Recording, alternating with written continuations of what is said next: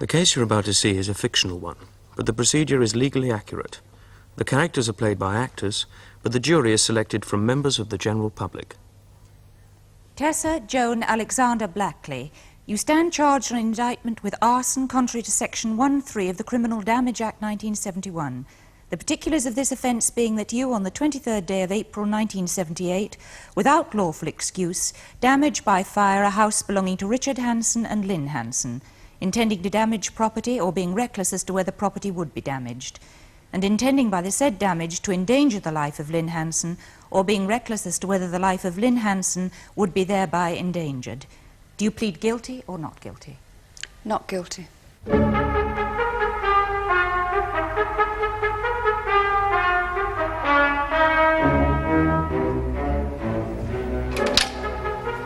Mr. George Ford.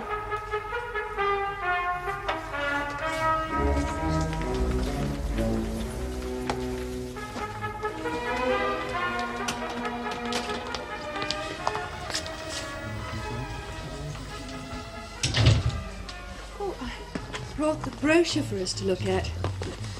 I thought the Greek trip sounded nicest. Oh, there's the Paris excursion. You enjoyed that last time. Well, do you want to go or don't you? Whatever you like. I tell you what I'd like. I'd just like to go away and forget about all this. When it's over, I don't just want to go home and have it all start up again. It isn't likely to start up again, is it? She'll be in prison. Now, Mr. Ford, would you describe to the court the damage done to Mr. Hanson's property, Mill House? The fire started in the kitchen. The extension on the south side of the main building was pretty well gutted, and so was the adjoining garage. The studio above was also destroyed. Fortunately, the fire was brought under control before it reached the main building. The fire burnt itself out just before it reached the front door, which links the two wings. Yes. Now, Mr. Ford, as a result of your investigations, were you able to conclude how the fire started? Yes, someone had done it deliberately. Now, how could you establish that? Some piles of old newspapers and magazines. They'd been piled against the wall under one of the windows. They hadn't all been destroyed because the wind had carried the fire away from there. There were some odds and ends left, and they were found to have paraffin on them. Did you find evidence that paraffin had been used elsewhere? Yes, sir, on the floor and walls of the covered way. Quite a lot of it. The place reeked of it, in fact. My lord, we will be bringing evidence later to show that a paraffin can was found in Miss Blackley's possession after the fire. Thank you. Now, were you able to establish, Mr. Ford, how entry had been effected? A narrow window in the garage wall. It appeared to have been broken before the fire started. How could you tell that? Well, sir, when glass is subjected to intense heat, it scorches before it breaks. We found some broken glass outside this garage window which hadn't any scorch marks. That's how. I see. And as we know, Mr. Ford, after the fire, Miss Blackley was found to have badly cut hands, which would have been consistent with someone breaking a window whilst forcing an entry. Yes, sir. Yes. How long would it take for someone to get in and start a fire like that?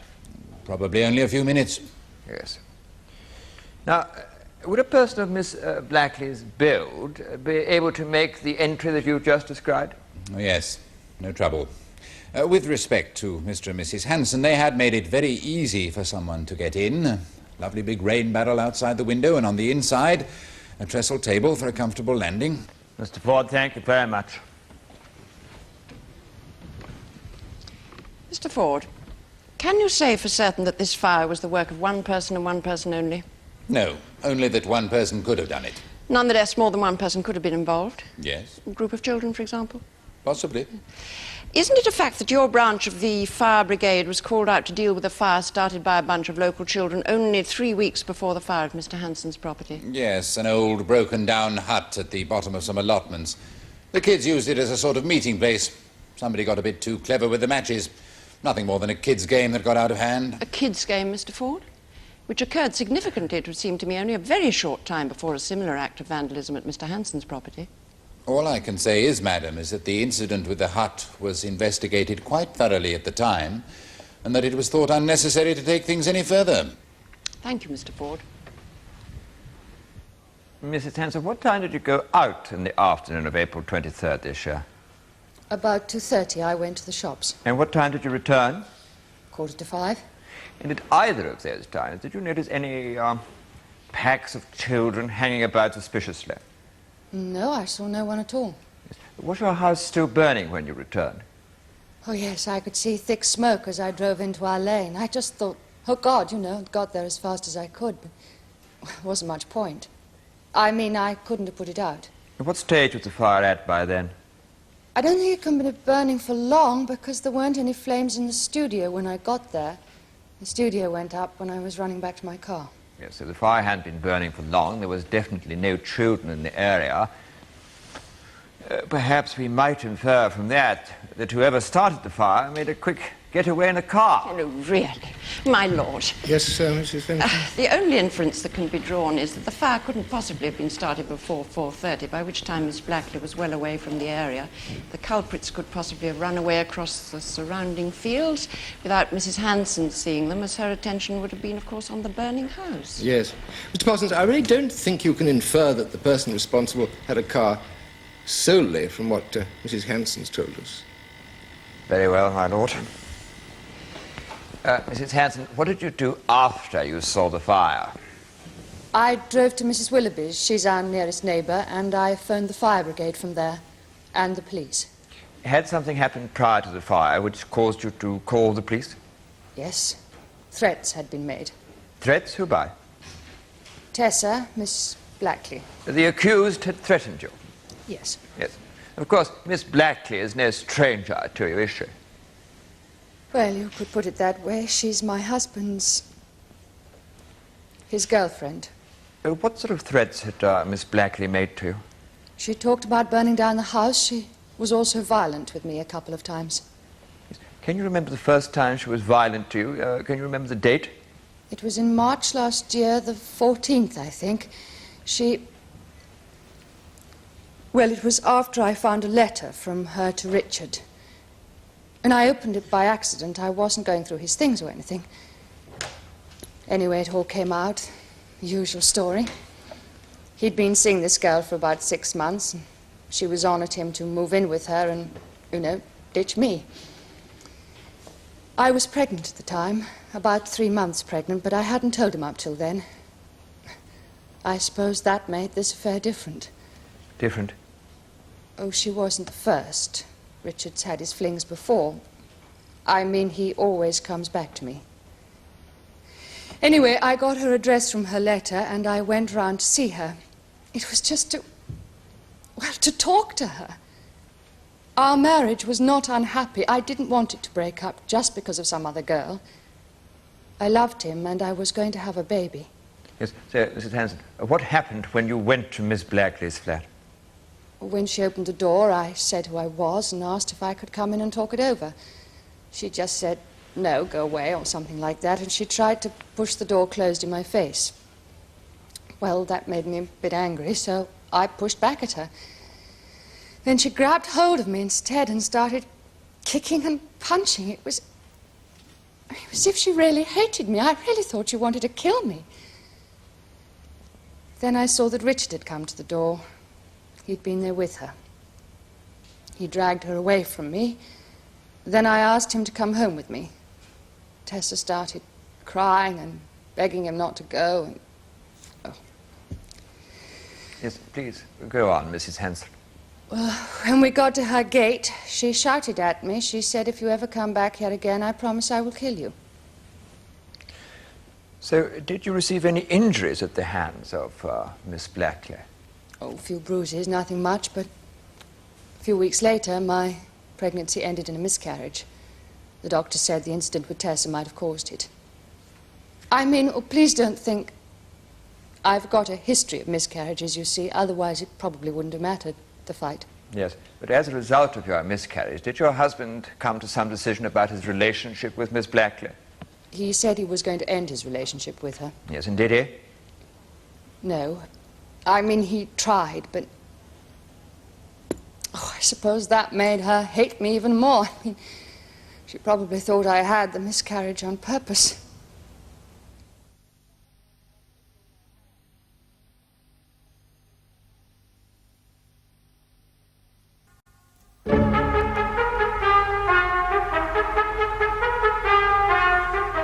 Mrs. Hanson, when was your next encounter with Miss Blackley?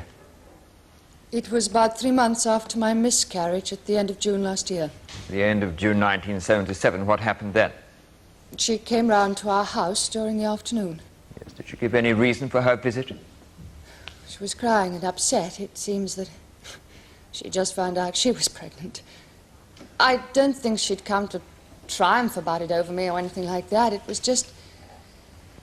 Oh, I don't know what nonsense Richard had been telling her, but she said she wanted to see the house. The house? Why was that? Did she say? She said she wanted to see why I'd had such a strong hold over Richard that he was prepared to stay with me when he much preferred her. I mean, she was absolutely convinced nothing I said to her had any effect. She was going to have an abortion, and it was all my fault and the fault of the house. She said that the house had a strong hold on Richard. How could the house have a hold on him? Well, it's true in a way. The house really does mean an awful lot to him. He's an architect, you see, a very good one. He bought this house 7 years ago when we got married. It was just a broken-down old barn thing then. He's put all his money and everything into it. Did Miss Blackley say what she meant about the house? That if it were not for the existence of this house and the fact that I'd be in it as the marital home in the event of a divorce, Richard would give me up. But she wouldn't see that it wasn't completely the house. I mean, it was me as well. I mean, Richard's feelings, they were for me too. He hadn't just stopped loving me or anything like that. Yes, did Miss Blackley make any threats to you when she came that afternoon last year? Well, it was a bit strange, actually. I mean, I thought she was joking at first, but... Well, you know she's a journalist. Yes. Well, apparently she'd been writing this story about an IRA bomb factory. She kept going on about firebombs. She suddenly said, "You know, I've done this story. Well, they told me how you make them, firebombs." She said I wasn't to be surprised what happened to the house. You weren't to be surprised if something happened to the house? Yes. And I thought she was joking, but she said, one day that's what I'll do. And when was the next time you came into contact with Miss Blackley? It was on March the 29th this year at a party. Well, I was talking to a group of friends when she came up to me. She was obviously drunk because she was swaying and her speech was slurred. Anyway, she started, calling me a silly bitch and things. And eventually I reacted and I told her to go away. And she slapped my face and pushed me against the wall and started going on about her and Richard in the house again, how it was the only reason Richard didn't leave me. Can you remember her exact words? She said, "You don't think he stays because of you, do you? He only stays because of that bloody house of his. He doesn't give a damn about you, it's the house. Tell you what, I think I'll burn the house down, then you'll have nothing." Tell you what, I think I burned the house down. Excuse me, Mr. Parsons. Mrs. Hanson, what effect did Miss Blackley's intervention in your marriage have on you? Well, I was depressed, really. I mean, not just because of Tessa, not just because Richard was still seeing her. I mean, part of it was that I wanted to have a baby. Well, I didn't seem to be able to, and she did, Tessa. She'd got herself pregnant again, and how was I not even able to? So I was depressed, and I was being treated by my doctor with tranquilizers. Did your husband know about this? Yes. Well, I wasn't going to tell him, but 2 days after the party, I tried to take an overdose. I mean, it was a stupid thing to do, I know that. It wasn't even as if I took enough to, kill me. But Richard was terribly upset, and he said he was going to see Tessa and break things off once and for all. That if she wanted to go ahead with her pregnancy, he would support the child, but that would be it. And did he break things off? He tried the night before the fire. I mean, I don't even know whether he has. Left her, I mean. He says he has, but then he said that before. Yes. Now, Mrs. Hanson, can we go back to the night before the fire? What did your husband say then? He said he was going to see Tessa and tell her that that was it. He was away for ages. I got worried. I sat by the window waiting for him to come back. I mean, I thought maybe he isn't going to come back. Anyway, around 2 in the morning, I heard a car come down our lane. I saw the headlights go past, and it was raining, so you could hear the tires. She often used to run him home. They'd park in a track beyond our house and whatever. Could you see them? No, no. There's lots of trees and undergrowth and things. Anyway, about another half hour went by, and then Richard came in. He was very upset. He was crying. And after that, did Miss Blackley's car leave? Yes, after Richard came in, I heard it start up and drive back down the lane. Yes. So Miss Blackley definitely left with her car that evening? Oh, yes. Yes. Now, I want us to raise one other matter, Mrs. Hanson. After the fire brigade had put the fire out on April the 23rd, you went back into the house? Yes. Did you notice anything? Yes, when I'd gone out earlier, I'd left the radio on.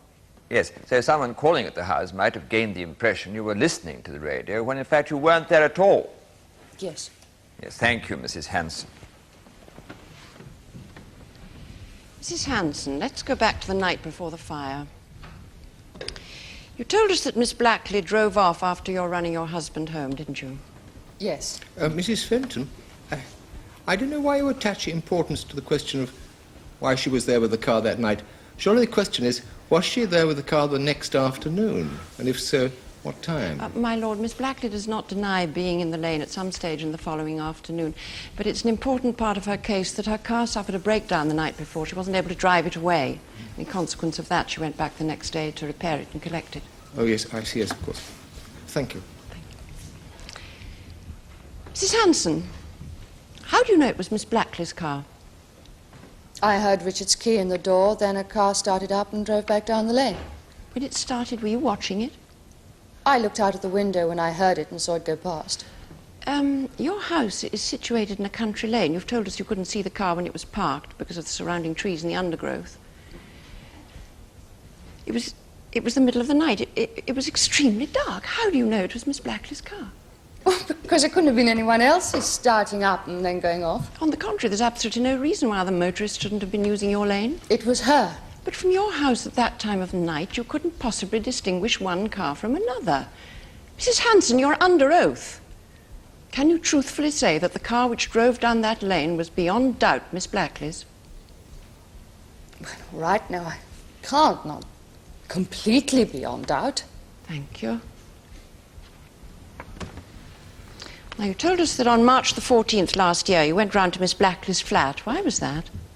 Well, I was pregnant and I was jolly well going to tell her I was. I thought maybe she'd think twice about poaching my husband. So what sort of mood were you in? A bit desperate and pretty angry. Yes, so angry, in fact, that you were prepared to use violence to force your way into the flat, weren't you? Look, it wasn't me who was violent. But you told us yourself that when Miss Blackley quite understandably refused to let you in, you forced the door open. Would you not call that violent behaviour on your part? Well, she started the kicking and punching. But that was in self-defence, surely, as a last resort, when you violently, hysterically forced your way into the flat. Well, I only wanted to talk to her. But your husband was there. Can Miss Blackley really be blamed for doing everything in her power to prevent you going through an extremely embarrassing and painful encounter? Well, she can certainly be blamed for threatening to kill me. But you tried to force your way into the flat. You were leaving with a man she loved.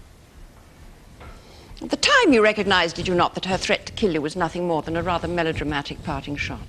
No, I didn't. She meant it. But you didn't go to the police then, did you? No. Well, really, Mrs. Hanson. Now, Miss Blackley's visit to your house in June last year, or your version of it, rather, has a highly melodramatic flavour, doesn't it? I don't know what you're getting at, sorry. In June of last year, Miss Blackley came to see you, in your own words, crying and upset because she was pregnant and about to face the trauma of an abortion. She made a request to you, didn't she? I don't think so. Don't you recall Miss Blackley asking you to let your husband support the child so that she wouldn't have to have her pregnancy terminated? Well, that certainly wasn't the impression I got. What was the impression you got? That she'd already decided to have the abortion. Was that the impression you had then, or the impression you convinced yourself afterwards that you I had? haven't convinced myself of anything. No. Then will you admit this, that Miss Blackley was in an extremely unhappy state? Yes, of course, I've said she was upset, crying, that kind of thing. I'm a bit confused. And are you asking the court to believe that Miss Blackley underwent a sudden, most eccentric reversal of mood and proceeded coolly, calculatingly, quite unemotionally to threaten to, what was it, throw a firebomb at the house? Yes. She said, I wasn't to be surprised if something happened to the house. Mrs. Hanson, can you be telling the court that an intelligent and articulate person like Miss Blackley suddenly started talking like a villainess in a third-rate gangster film? Well, look, she did say those things. I suggest to you that your imagination, your natural prejudice against Miss Blackley have pieced together a quite fantastic slice of melodrama. Look, I tell you, she did say all that. You may think it sounds melodramatic, but that is what she did say. As you wish. Now, you told us, did you not, that your next encounter with Miss Blackley was at a party on March the 29th this year? That's right, yes. Your version of the events was incomplete, though, wasn't it? I don't think so. I was talking to a group of friends when she came up to me. That wasn't the first time you'd spoken to Miss Blackley that evening, was it? Well, no, but... But what? Well, we'd said one or two things to each other before. I mean, we had to, talking in groups, that sort of thing. Social chat. Oh, really, Mrs. Hanson, do you define, there's that little tart of my husband's, as social chat? I didn't say that to her. Well, you may not have said it to her, but you said it knowing that she could hear it, didn't you? I may have said it, though frankly I don't remember. I certainly wouldn't have meant her to hear. Ah, you don't remember saying it, but your memory of Miss Blackley's actions is so clear. Look, I remember what Miss Blackley said. I don't remember what I said, that's all. Well, may I suggest to you, then, that your recollections appear to have been a little bit selective? Listen, it was a party. There was lots of noise, people drinking, that sort of thing. I mean, I can't remember everything, can I? Well... How much did you have to drink, Mrs. Hanson? Not much. There are two people who were at that party, your husband and Miss Blackley, who can testify under oath that you've been drinking pretty heavily. Well, I'm sorry, but I was not drunk. Well, as you have no recollection of what you said, I can only suggest that by the time your exchanges with Miss Blackley occurred, you had actually been drinking pretty heavily. You had only the haziest and most unreliable recollections of what was said. I can remember very well what happened. You behave violently when you're angry, don't you? What? No. No? Didn't you cut your husband's face by throwing a glass at him once during one of your quarrels about Miss Blackley? All right, look, that was one domestic quarrel. You're trying to make it seem as though I'm... As though what? Well, as though I make a habit of that sort of thing. Isn't that the impression you've been trying very hard to create about Miss Blackley? Look, it's not an impression. You've told us that you were so distressed by your husband's relationship with Miss Blackley that you took an overdose of tranquilizers. Now, would you agree that when you took this action, you were a very disturbed person? No, it was just stupid and silly. I didn't mean to kill myself. Oh, now, come on. You'd heard that Miss Blackley was pregnant for the second time. She intended to keep her child. You'd not be human, would you, if with your most unfortunate history of miscarriages, you weren't disturbed, upset? Do you not agree that you were disturbed by it? All right, I was unhappy, but I certainly was not going round the twist about it. I was just being silly and dramatic. So you admit, do you, that you have a tendency to dramatize things? No, I don't admit that at all. No? Well, then how could you describe your action when, during another quarrel with your husband, you actually shattered a window in your house? Look, I don't know what you're getting at, sorry. Your reactions and your feelings during a very disturbing situation were no different from those you want to convince us that Miss Blackley had. Are we not to infer from that that you are just as likely as she was to set fire to your house? No, because I'm not that kind of person. Miss Blackley is? Yes.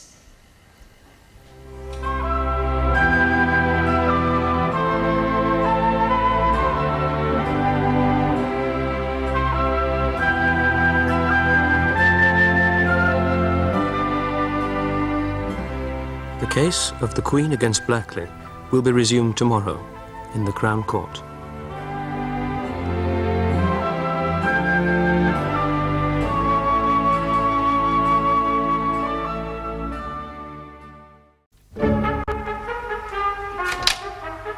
Richard Hanson, please.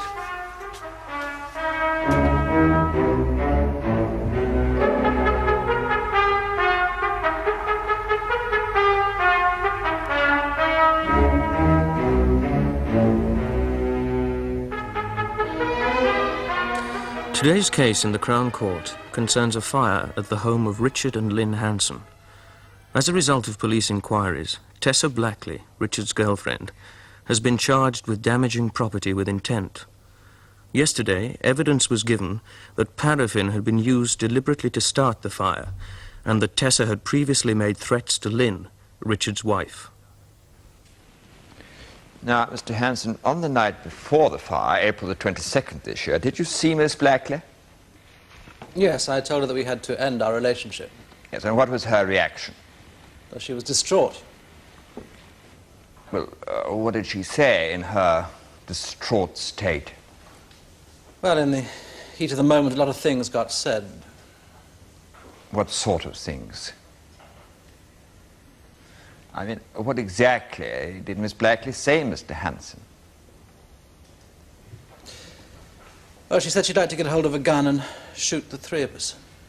And that Lynn and I better watch out because she was going to throw bricks through our bedroom window. I mean, it was emotional nonsense. Yes, was that how you regarded it at the time? I don't know. Well, yes, I suppose I did take it seriously, all of it. I mean, it was a very highly charged atmosphere. Yes, the sort of highly charged atmosphere, in fact, in which Miss Blackley might have carried out her threats. I don't know. Maybe, yes. Does Miss Blackley have a violent temper? Well, she's very easygoing on the surface, but she's the kind of person who bottles things up, and then something triggers her off, and suddenly she overreacts completely. Does she overreact in a violent way? Well, yes, like when my wife went to visit her and tried to get into her flat, suddenly she went completely wild and started hitting out. I mean, she's like that. But that doesn't mean that she'd do something like set fire to the house. Mr. Hanson, can you remember what your first words were to her after you had seen the damage to your house? Well, I think I said something like, "Oh, Christ, what have you gone and done now?" I mean, well, it just seemed obvious at the time that Tessa had done it, but now... Look, I'm sorry. She says she hasn't done it, and I really... What did she say at that time when you said, "My God, what have you done now"? Well, nothing. Well, she wasn't saying very much anyway. It was when I went to visit her in the police station. Yes, well, but never mind the circumstances. At the time, before you had a chance, shall we say, to rationalize events, you made it clear to Miss Blackley that you thought she had carried out her threats, and she didn't deny it. Well, I don't know. No, it just seemed obvious at the time, that's all. Yes. Thank you, Mr. Hanson. Mr. Hanson, during your relationship with Miss Blackley, what reasons did you give for remaining with your wife? Well, I told her that I still loved my wife. Well, as well as her. I loved both of them. I couldn't choose. I didn't want to be made to choose. Indeed. And you discussed your dilemma frequently with Miss Blackley? Yes. So far from believing that it was your house that kept the two of you apart, Miss Blackley was well aware of the real reason. I don't know. I told her. I don't know whether she believed me. Why should she not believe you? Well, it wasn't what she wanted to hear. I mean, it wouldn't be, would it? Well, the person you love is involved with someone else. I mean, if you love someone, the thought of them being with someone else is awful. I mean, the thought of them loving someone else. I mean, it's so unbearable that if you admitted the truth to yourself, you'd go round the bend. So you tell yourself something else, like Tessa told herself that the reason that I wouldn't move in with her was because of the house.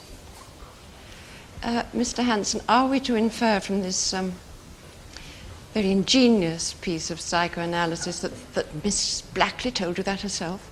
No, but it was then, obvious. in that case, would you confine yourself to the facts, which are that Miss Blackley knew full well, because you told her, that your decision to maintain the status quo had nothing to do with the house. And look, please believe me, Tessa did have a thing about the house. Whenever we argued about it, about me staying with Lynn, it would always end up with her saying the reason that I wouldn't move in with her was because of, well, I wouldn't swap my beautiful, wonderful brainchild of a house for her shabby little flat. Yes, but Mr. Hanson, what I really Look, want... I'm sorry. My wife is right. She did have a thing about the house. I think my wife has already told you that, and if she has, it's the truth. I presume you and your wife are now reconciled. Yes, we are. So naturally you wouldn't want to say anything that would prejudice that reconciliation. I just don't want the court to be told that my wife is a liar. Nobody has said your wife is a liar. From what you've told us, you've come to realize, after some calm reflection, that Miss Blackley is unlikely to be guilty. That's correct, is it not? I don't know. I've thought about it so much I can't think clearly anymore. Well, one minute I think she must have done it, the next I think... I wish this bloody thing hadn't come to court in the first place. When was the last time before the fire occurred that you had any contact with Miss Blackley? Well, the evening before, when we said we had to finish. No, I don't mean when did you last see Miss Blackley. I mean, when was the last time before the fire that you actually spoke to her? Well, we had a bit of a phone conversation in the morning. You telephoned her, in fact, didn't you? Yes. Well, she'd been in such a state the night before, I thought I had to make sure she was okay. And you told her then? She told you, did she, that she'd had a car breakdown? No, I don't think so. Oh, come on, surely you remember her saying that she'd had trouble with the car? Well, she may have done. I just don't remember. I mean, she was always having trouble with that car of hers. She may have told me. It just went over my head. I mean, I was upset and worked up myself, and I was phoning from home and everything. And your wife was around? Yes. But you did have time to make an arrangement to see each other again, didn't you? Sort of, yes. Sort of? You arranged to meet Miss Blackley for lunch the next day, didn't you? Yes. So that must have signified to Miss Blackley that far from ending your relationship, as you'd tried to on the previous night, you intended to continue it. That we were just going to have lunch together and talk things over when we were a bit calmer. You'd done that before, hadn't you? How do you mean? Well, on several previous occasions you'd attempted to end your relationship with Miss Blackley and then telephoned her the next day, unable to keep to your decision, and continued to see her. That's true, isn't it? I suppose so, yes. Well, what was there about this occasion that would signify to Miss Blackley that it was different? I don't know. Nothing. You'd agree, then, that she'd been in a fairly hopeful mood? Possibly. Yes, so if the prosecution are right, Miss Blackley, with the prospect of seeing you the next day, optimistic about the continuation of your relationship, decides to alienate you completely by attempting to destroy your house. Look, I'm sorry. I honestly can't say. As far as I was concerned on the phone, the relationship was over. As far as you were concerned, perhaps. 2 weeks before the fire, when Miss Blackley dropped you off outside your home, you had some trouble with a group of local children, didn't you? Well, if you mean I had to tick a couple of them off, yes, I did. About what? Well, there were a couple of older kids. They were 13 or 14, and they were swinging on a gate that I'd just painted, so I told them to clear off, that's all. They threatened you, didn't they? Well, hardly. One of them said he was going to throw a brick through the window, I think. Isn't that what you call a threat? Well, not really. I mean, it isn't the sort of thing I can take seriously. Did you mention the incident to the police after the fire? No, I didn't. Because you didn't take it seriously? Yes, that's right. Here were two youngsters vandalising your property, though perhaps in a very minor way, threatening to do greater damage. Don't you think your failure to tell the police was rather a serious omission?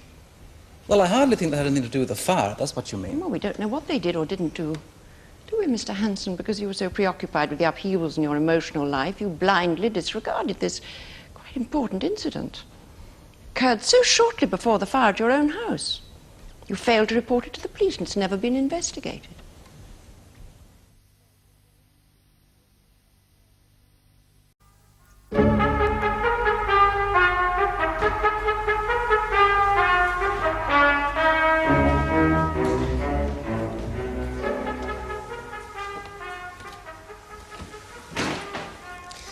I swear by Almighty God that the evidence I shall give shall be the truth, the whole truth, and nothing but the truth.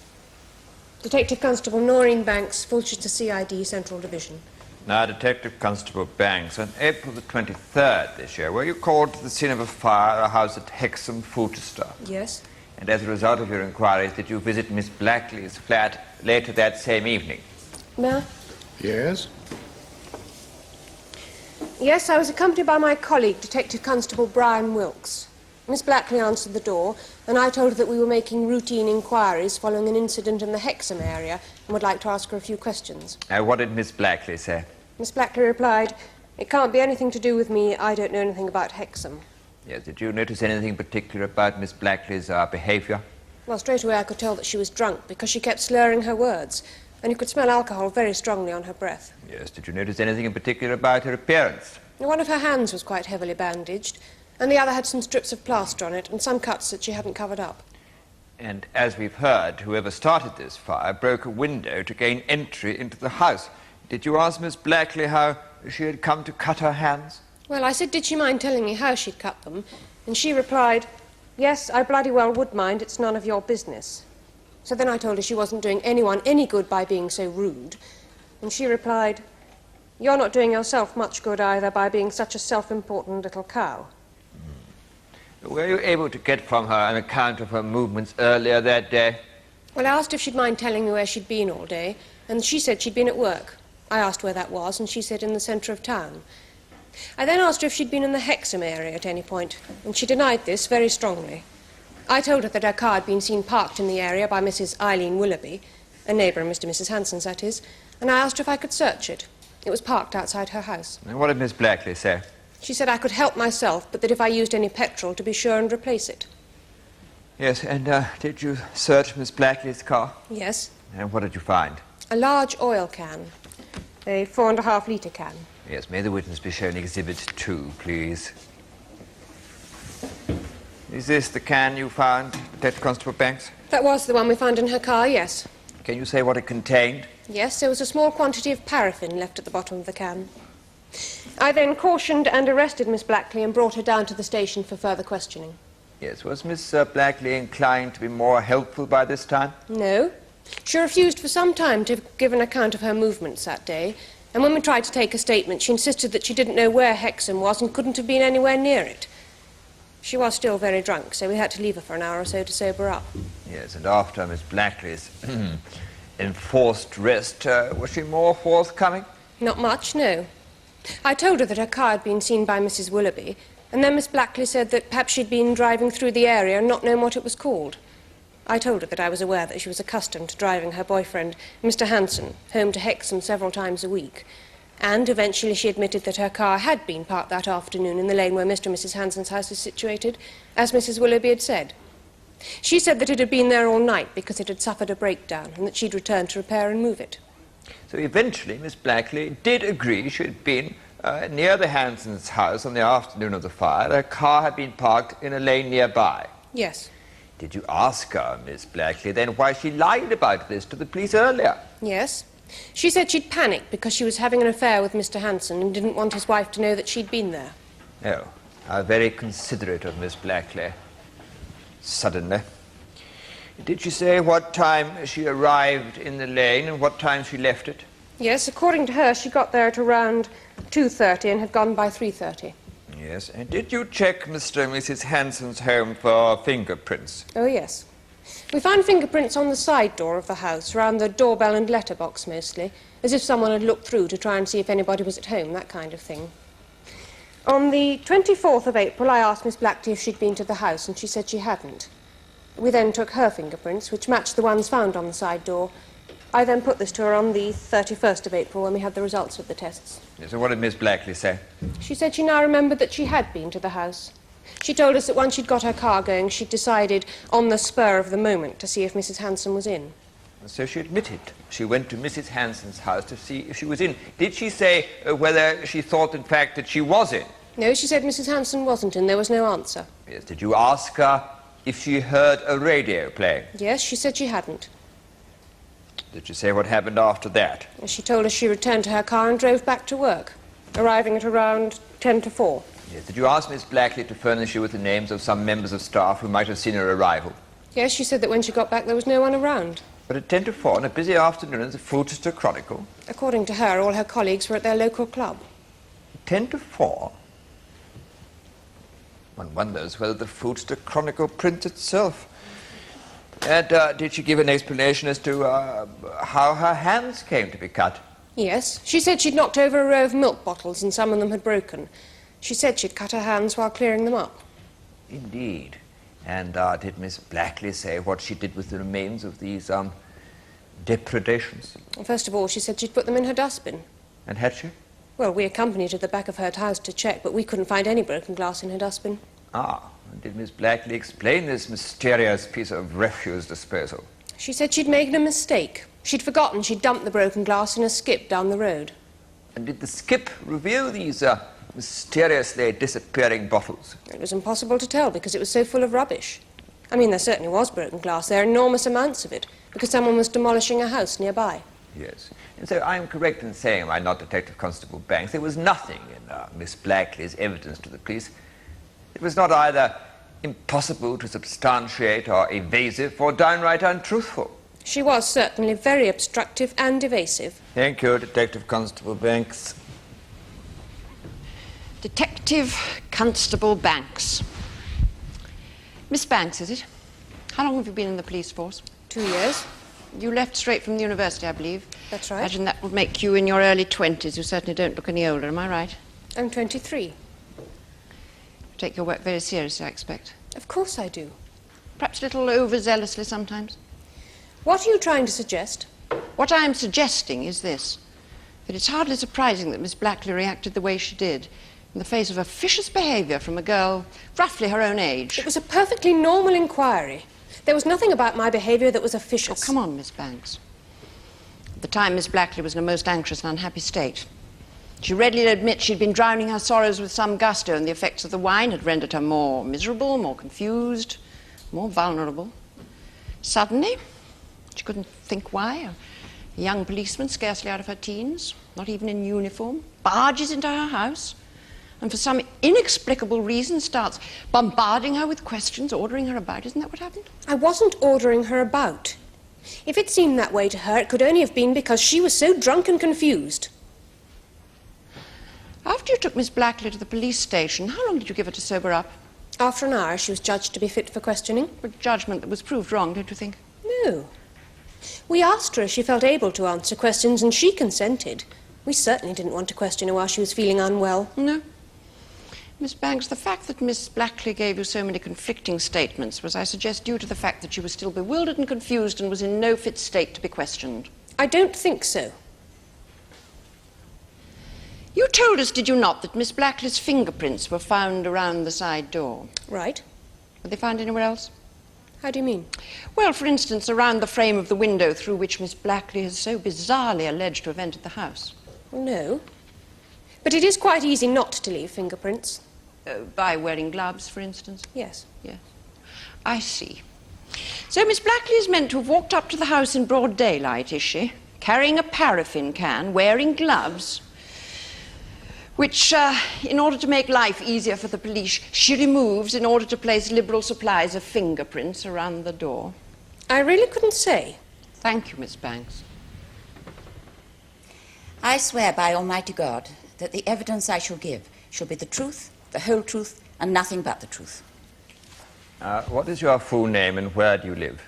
Eileen Willoughby. I live at the Old Barns, Hexham, Fulchester. Now, Mrs. Willoughby, where were you on the afternoon of April 23rd this year at about 4 o'clock? I was on my way back from shopping in the village, coming via Mill Lane. Now, that's the lane where the Hansons' house and your house are situated. Yes. Yes. Did you see a car in the vicinity of the lane? Yes, at the top of the farm track, just beyond where the Hansons live. Yes. May the witness be shown the photograph, please, Exhibit 3.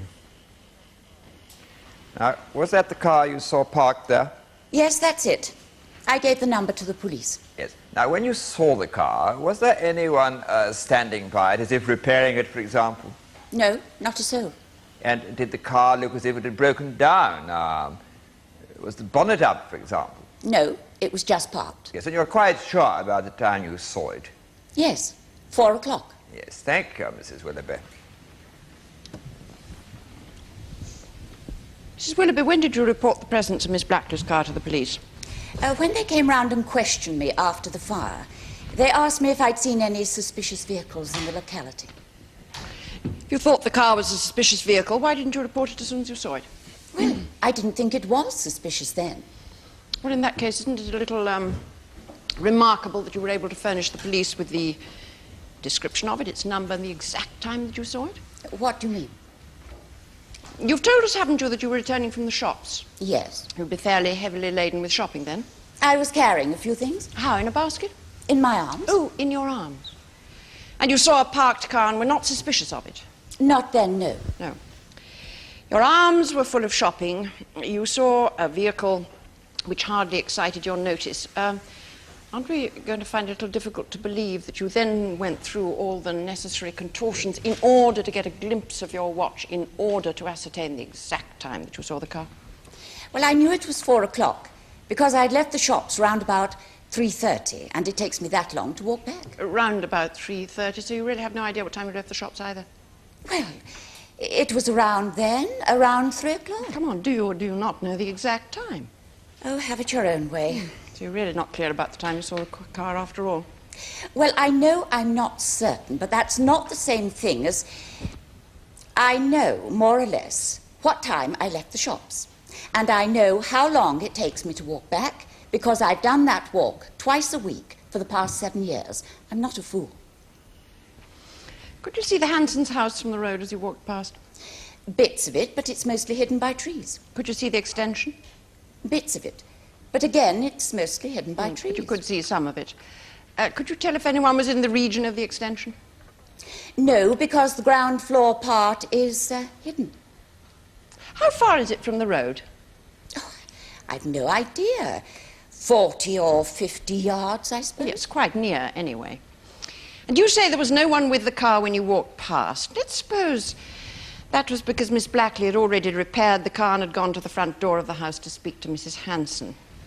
Don't you think if Miss Blackley had been committing the crime she's accused of, you would either have heard her activities or even seen some smoke rising from the extension?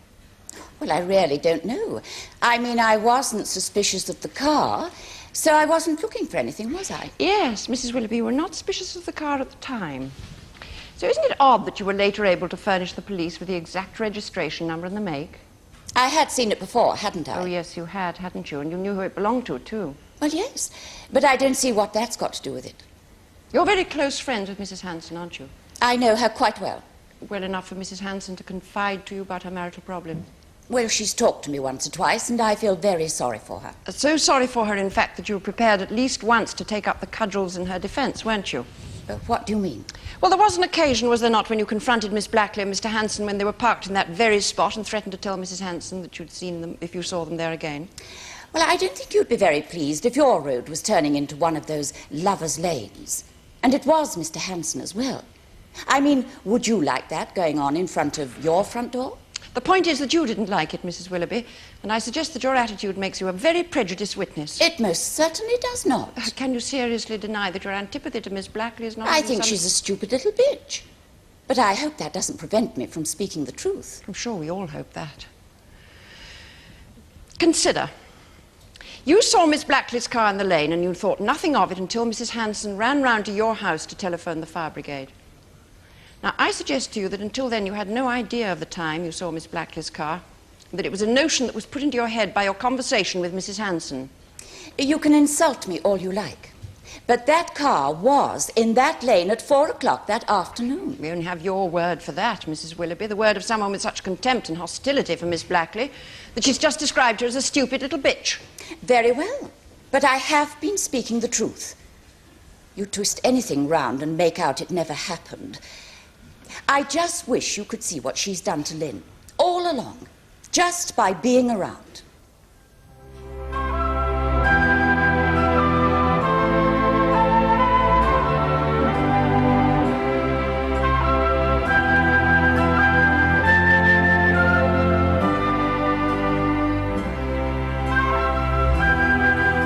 The case of the Queen against Blackley will be resumed tomorrow in the Crown Court.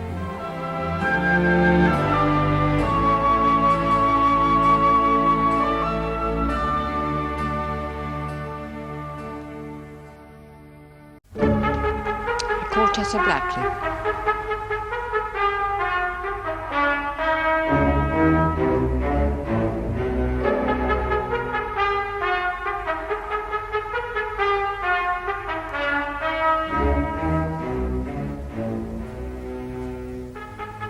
Today's case in the Crown Court arises out of a fire at the home of Richard and Lynn Hanson. As a result of police inquiries, Tessa Blackley, with whom Richard Hanson was having an affair, is charged with destroying property with intent. Yesterday, evidence was given that a paraffin can was found in Tessa's car, that her car had been seen in the area shortly before the fire, and that Tessa had repeatedly lied to the police when interviewed by them. Miss Blackley, first of all, will you tell us what happened when you ran Mr. Hanson home the night before the fire? Well, he'd been very unhappy and withdrawn all evening, and it ended up with him telling me that we had to finish. I mean, this was when we were parked in the lane near his house. He said that was it, and I started crying and begging him not to leave me and saying that I couldn't live without him and stuff like that. Do you recall saying anything that he might have taken as a threat? Oh, God, I mean, I really did say that I felt like getting a gun and shooting all three of us, stuff like that. Really sordid and pathetic stuff, but I was so miserable. And, well, you do say things like that, and they never get carried out in the cold light of day. I mean, you wake up in the morning and you cringe at all the things you've said. And I didn't know, did I, that people were going to try and make so much out of it. Make out that it was so sordid. You were just indulging in a bout of melodrama. Yes, absolutely. And what happened after Mr. Hanson's attempt to break off your relationship? Oh, well, he got out of the car, slammed the door and went off. I sat there for a while. It was raining outside. It was really pouring down. I just sat there, the way you do, feeling how miserable everything is. And then, after a while, I felt that it was time I went home, so I put the key in the starter and nothing happened. I mean, the engine wouldn't start, so I knew what was wrong. The points were wet, but there was no sense in trying to dry them because it was still raining so hard. So I got out of the car and walked back down the lane towards town. After about 1.5 miles, I hitched a lift home. When did you next hear from Mr. Hanson? He rang me the next morning. He said that he'd been worried about me and was I okay? Did you tell him about the car? Well, I started rabbiting on about it, yes, but then he said that he had to go because he was phoning from home and his wife was hovering. So I started up again and, you know, begging him not to leave me, and in the end he just said, I can't. Leave me, I mean. And it ended up we were going out for lunch the next day. Yes, were you sure in your mind that the relationship was still on? Well, it was a stay of execution, wasn't it? I mean, it was still pretty awful, but it was hopeful as well. Let's move on a bit. When did you leave your office to collect your car? 2:15-ish. I told Clifford, Mr. Ruskin, where I was going. He knew all about the trials and tribulations of my love life. And I got back to Hexham by bus about 2:30, I suppose, but I didn't have much of an eye on the time. How long do you think you spent preparing your car? I'm not sure. Half an hour, 3/4 of an hour. I had to take off the distributor cap and dry all the points. What did you do after that? Oh, God, well, sorry, I felt so terrible. I just got it into my head that I had to go and talk to Lynn. I know it probably sounds amazingly stupid, but anyway, that's what I felt I had to do. So I went up to the house. I lurked about for a bit, picking up courage, and then I rang and there was no answer. Oh, yes, I looked in through the letterbox. And then I sat down on the step for a bit, and I mean, you don't know what it was like at that time, going around feeling like the end of the world had come. All of us, I suppose. Well, none of us was able to behave very well. Have you any idea what time you returned to your car? Well, not really, no. I thought it was around 3:30, but as I say, I didn't have much of an eye on the time. Maybe earlier, maybe later. I filled up with petrol on the way back, and I got into the office about 3:45. I'm pretty sure of that. As far as you know, did anyone see your return? Well, no one would really notice. You see, I work in the features department, and that's actually a separate office, so you don't get to see other people from other departments. There's been nothing unusual about the fact that you can't produce anybody who saw your return? No. It's just unfortunate that Mr. Ruskin had gone to... But it was taking an extended lunch? Well, yes. We'd got all our copy away for the next day. Features works in advance, and he'd gone off to his club. Did you meet up with Mr. Ruskin later? Yes, I called in at the club later and had a drink there. And then I started to get a bit maudlin again, and he felt sorry for me and very kindly offered to take me home and said I wouldn't sit there brooding on my own. You had some more to drink when you got home? Yes. Well, I hadn't had any lunch, so that made it worse. I got through a bottle of wine, most of the bottle of vodka, I suppose. I was pretty well legless. When did you cut your hands? After I'd said goodbye to Mr. Ruskin. There were about a dozen milk bottles outside my front door. I'd had a sort of purge on them in the morning, and Well, to be quite honest, I'm not really very clear about what happened because I was so drunk, but it must have been after I'd said goodbye to Mr. Ruskin. I tripped or fell over or something and cannoned into them. Look, I know it sounds really terrible behaviour, but I was feeling so awful that drinking was the only thing that seemed to help. Anyway, I do remember that I lurched around with a dustpan and brush, and I picked up bits of my fingers and brushed off the step with my hands. I mustn't have been able to feel anything. I must have thought I was bionic woman or something, impregnable to broken glass. Do you remember where you put the glass? Well, I must say I thought that I put it all in the dustbin. But the policewoman said that she couldn't find any there. It was pretty full, so I assume I must have gone off down the road and put it all in the builder's tip, and then forgotten about it. I can't remember. But then you don't remember everything, do you, when you're that drunk? Do you remember bandaging your hands?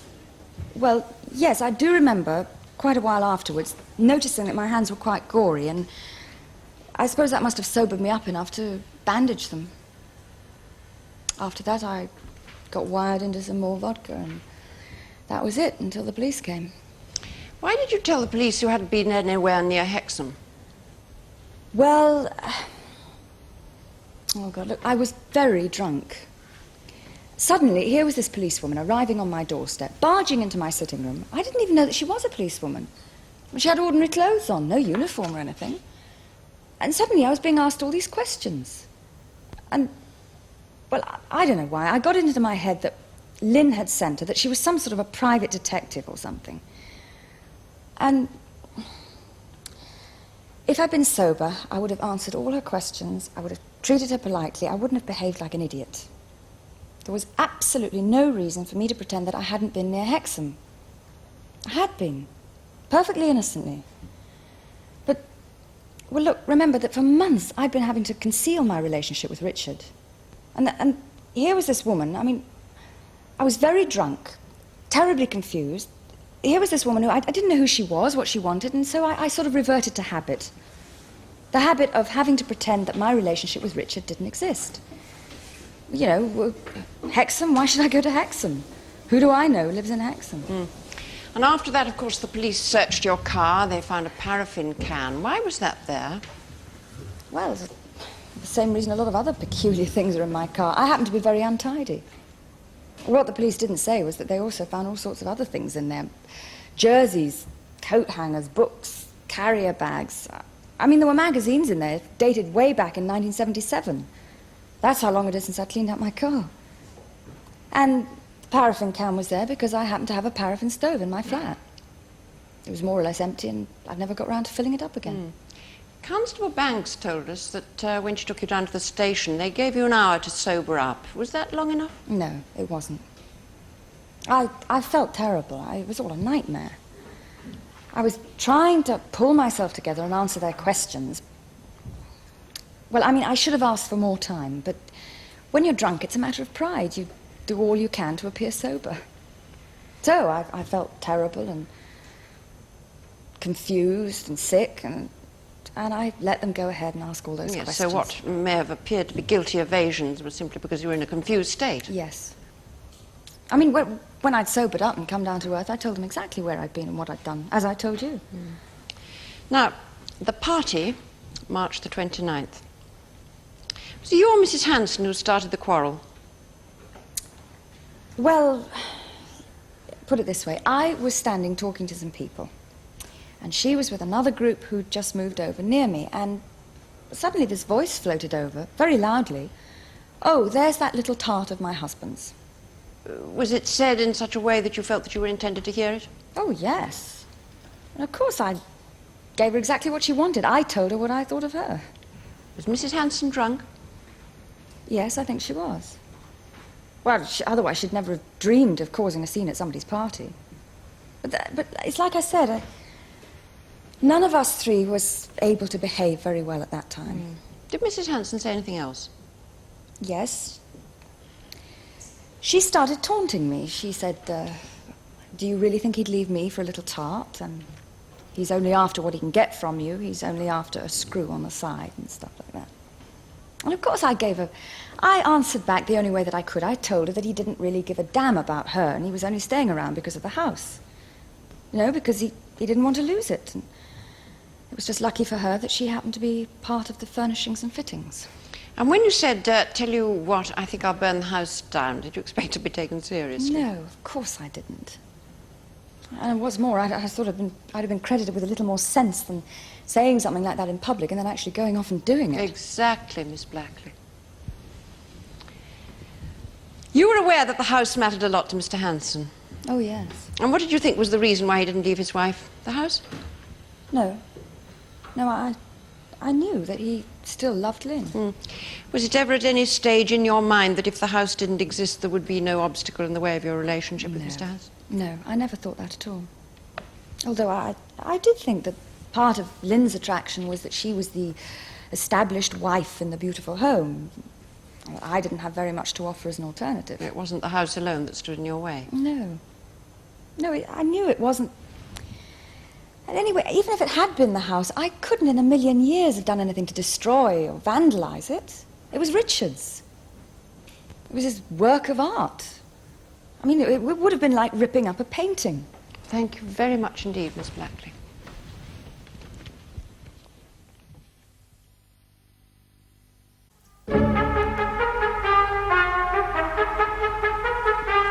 Now, Miss Blackley, this rather involved tale of yours about your car. I take it you remember the RAC or the AA or some such like?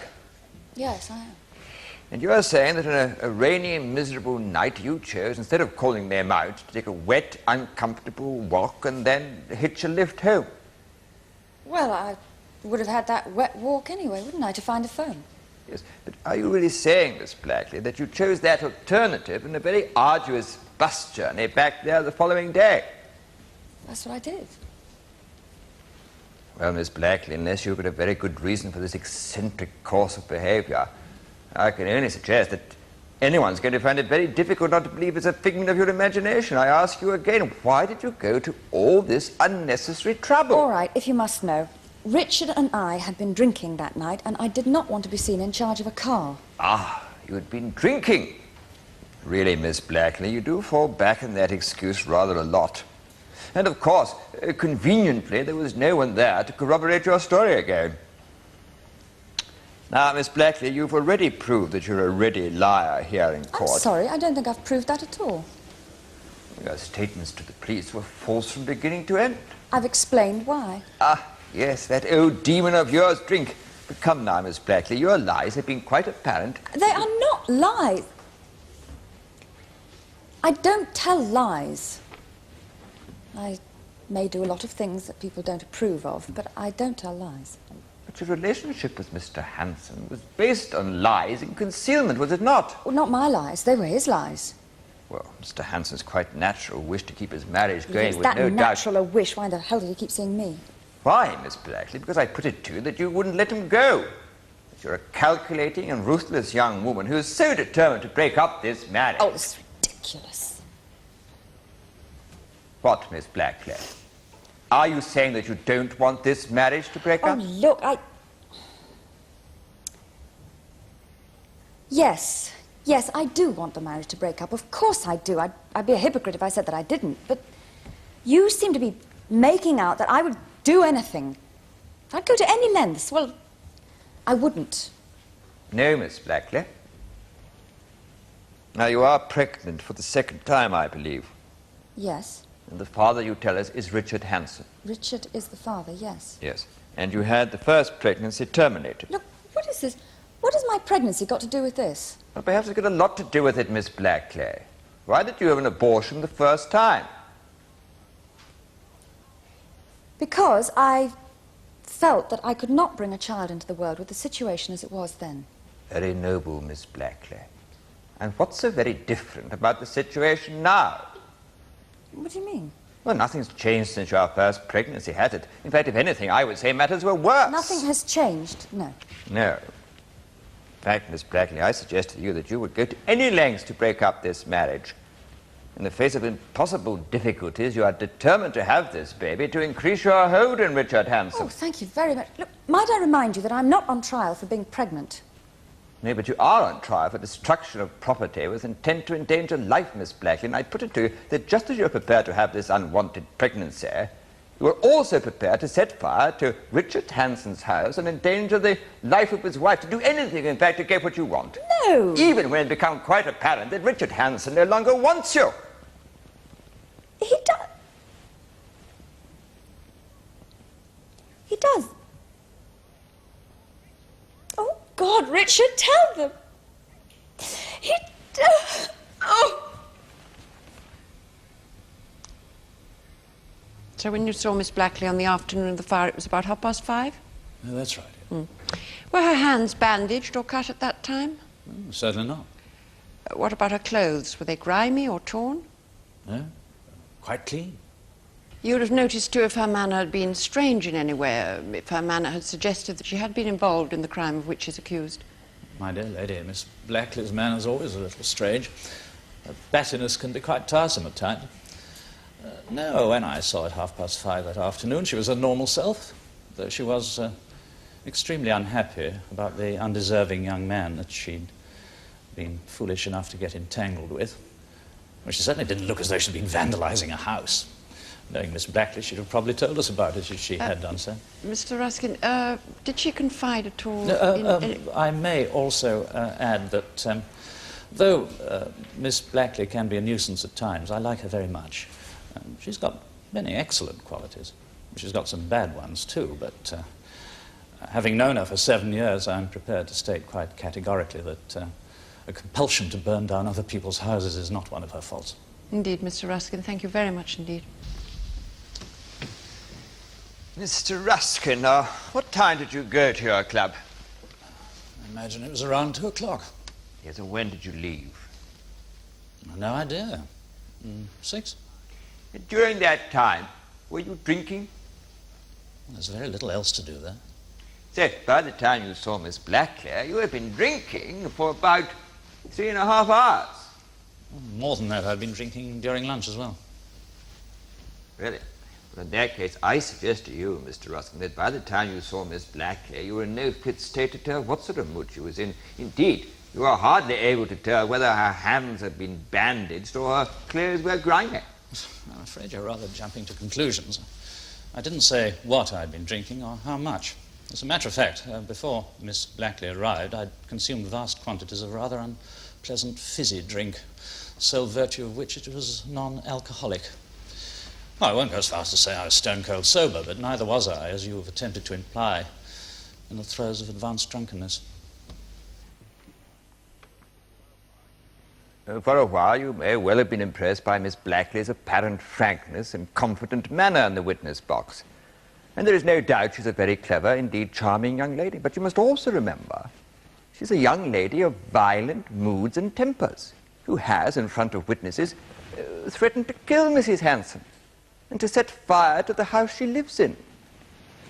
She has physically attacked Mrs. Hanson with a quite unwarranted savagery. And she has determinedly pursued her affair with Richard Hanson, fully aware of the heartache it has caused his wife. Now, she certainly had the motive to commit this crime. She has publicly stated her belief that it was this house that was standing between her and her happiness. It was the house, if you like, that was her enemy. Now, she may deny it now, but remember, just before the house burnt down, what she said at that party. You don't think he stays because of you, do you? He only stays because of that bloody house of his. Tell you what, I think I'll burn the house down, then you'll have nothing. Miss Blackley also had the means. A paraffin can was found in her car, and she could only produce a vague and uncorroborated reason for its being there. Her fingerprints were found at the house, although she had denied she was ever there. Her car was seen nearby at the time of the fire. And Miss Blackley has, of course, offered an innocent explanation for this. But remember this, she can produce no one to corroborate any part of her story. The whole case against Miss Blackley is based on circumstantial evidence. She's given valid reasons for why she lied to the police at first, and valid explanations for the evidence alleged to have linked her to the crime. And most important of all, bear in mind that this case revolves around Miss Blackley's alleged motive, that the house was an obstacle to her relationship with Mr. Hanson. And I suggest you'll be unable to give that very much credence. We know that Miss Blackley was well aware that it wasn't the house that was the obstacle to her relationship with Mr. Hanson. She had no motive for destroying the house. And what's more, we've heard Miss Blackley say that even if it had been the house which was the obstacle, she could never have countenanced such an act of vandalism. Do you remember what she said? It would have been like ripping up a painting. And you may find it highly significant, too, that the most important witness for the prosecution, the person on whose evidence this whole case stands or falls, is the person who would have most to gain from Miss Blackley's disgrace and downfall, Mrs. Hanson. The charge, members of the jury, is that Miss Blackley, without lawful excuse, damaged by fire the house, intending to damage the property, or being reckless as to whether or not the property would be damaged, and intending to endanger the life of Lynn Hanson, or being reckless as to whether or not her life would be so endangered. And so, members of the jury, your first question must be, did the accused set light to the house? If your answer to this question is no, you will find the defendant not guilty. But if on the balance of probability you say that she did set light to the house, then you must go on and ask yourselves the question, did she do so intentionally? And if she did she intend to endanger Mrs. Hanson's life?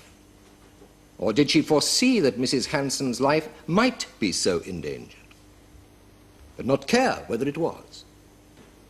Remember that if there is reasonable doubt, the accused must be acquitted.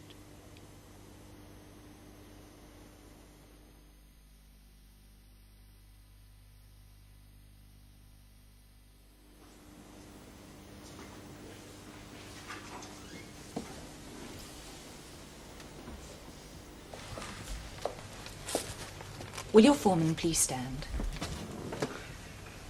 Just answer this question, yes or no. Have you reached a verdict upon which you are all agreed? Yes. Do you find the accused guilty or not guilty? Not guilty. Tessa Blackley, you are free to leave this court.